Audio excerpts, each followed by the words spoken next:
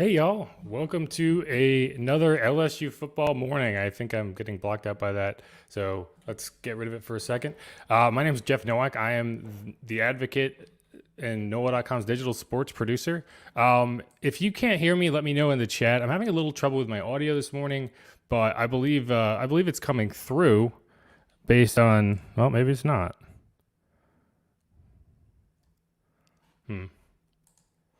Well, let me know. If you can hear me, let me know. Someone put in the comments so you can hear me, because otherwise I will have to start over. It's I'm having a few difficulties, but it seems like it's good. You can. Okay, thank you, Lori. Anyway, back to the reason we are here, which is LSU football. This is your pregame live chat for LSU Arkansas, sponsored by Creed and Creed. Thanks you to Creed and Creed for helping us bring this to y'all. And you know, it's kind of weird to be talking about LSU football because this is going to be the first time in, I want to say 2 weeks now they've played one game. Yeah, thank you to everyone who's saying they can hear me. That's very helpful. It's gonna be the first time in about 14 days they've played. They've only played one game in the last month, which is really bizarre when you're talking about midway through the season.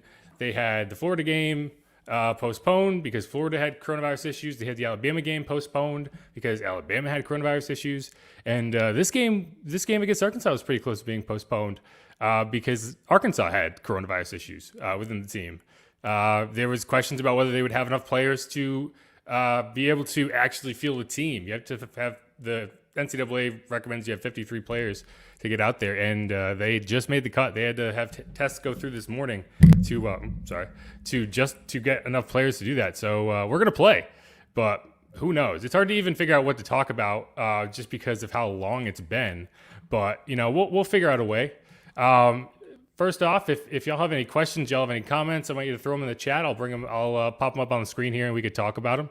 But for now, let's just kind of go through the storylines, which is, you know, it feels like weeks ago that we found out Miles Brennan was, you know, had an injury to the extent that he may miss the rest of the season. Ed Orgeron has kind of projected that it's very likely that Miles Brennan misses the rest of the season.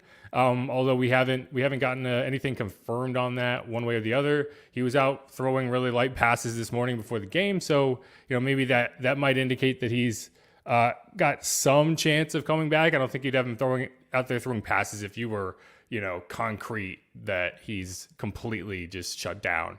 But for now, we're going to see TJ Finley. We're gonna hope we get the South Carolina version of TJ Finley in terms of playing South Carolina than the Auburn version of TJ Finley, which was just not what you want to see from a true freshman quarterback. It's what you expect to see from a true freshman quarterback.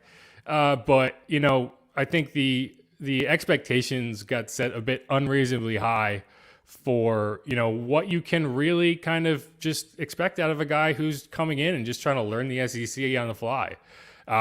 He threw a couple of interceptions. He had a couple rough plays. The offensive line did him no favors.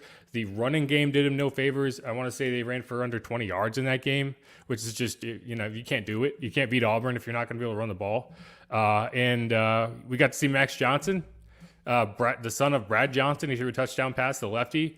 But it's going to be TJ Finley's game to start and see how he does. And, you know, it's going to be interesting to watch.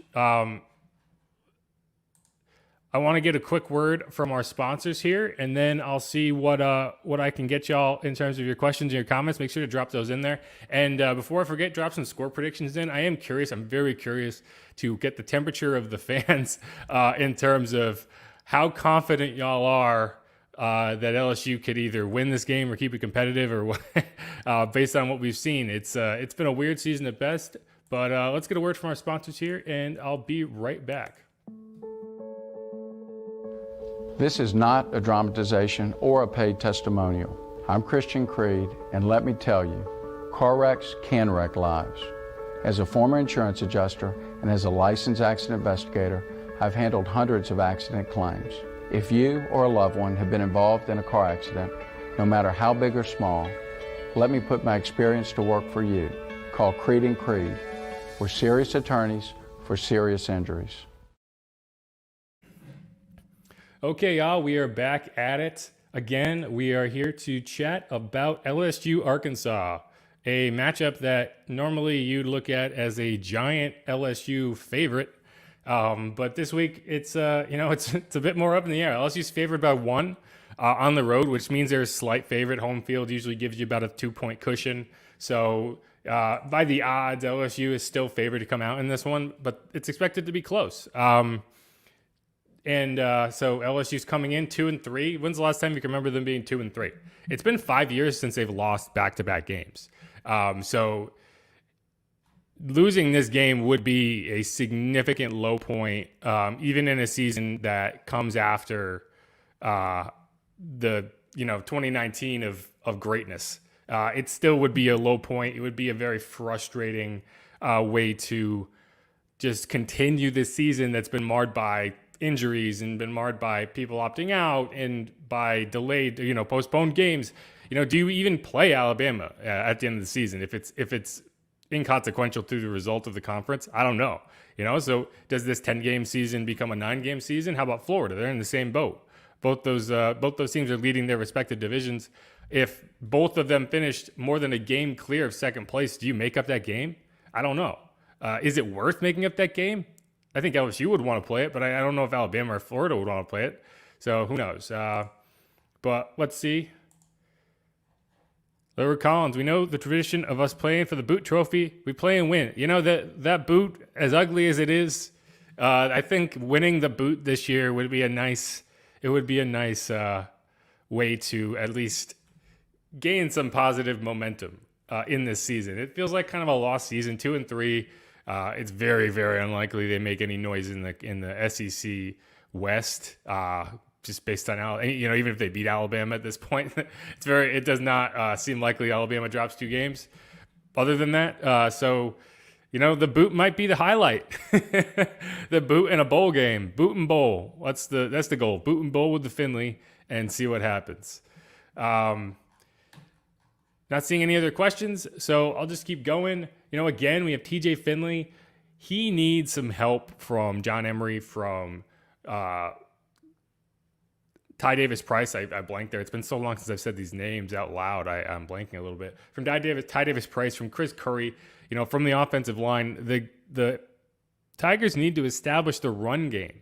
They really do. And they did that against South Carolina, and TJ Finley looked like a quarterback who you can see as the future of LSU's roster. I don't know, because you end up with Miles Brennan coming back next year, I imagine. I can't imagine he goes to the NFL after an injury like this. So it's going to be interesting to see next offseason. But right now, you just need to see TJ Finley prove he's a guy who can be a for sure starter, and then you worry about who the next year's starter is when you get to that bridge. But you really, that's the thing that LSU fans really need to focus on is TJ Finley the guy? And that's the thing LSU needs to focus on and find ways to help him contribute. Find ways to get Terrace Marshall involved. Find ways to get John Emery involved without slamming him into the line 12 times and just, begging him to make something happen. As Brooks, as our reporter, our LSU beat writer points out here, Micah Baskerville and Jabril Cox are the starters at linebacker today. Damone Clark was in second team. And the defense is always going to be a question. Can the defense take this almost, month of extra prep time, even if they weren't able to practice for all of it? It's been a month of, film room and a month of just kind of being able to figure out what went wrong and correct it. Bo Pelini has gotten all the criticism over the last month, and it's been warranted. Or the last 2 months, the last whole season for that matter, and it's been very warranted. Other than the Vanderbilt game, you cannot point to very many wins, very many successful moments by this LSU defense, and that's it's a new system. It's a lot of young players, it's a ton of turnover, but you gotta be able to show growth at the very least. And this is going to be a game where they either do or they don't. And if you come out in this game flat after the better part of a month off and basically 2 weeks preparing for it, I don't know how you come back from that. And so this is a big game for LSU's defense and LSU's defensive coordinator, as big as it is just for everybody else in terms of getting back on the field. Well, since there are no other questions in the chat, I'll cut this one off. We got kickoff in about 15 minutes on SEC Network. Again, that's LSU, Arkansas. LSU is a 1-point favorite in this one.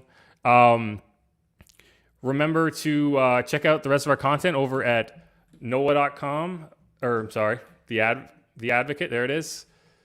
I switch between markets a lot, so don't blame me. Thanks again to Creed and Creed for sponsoring this, and let's see what happens. Peace, y'all.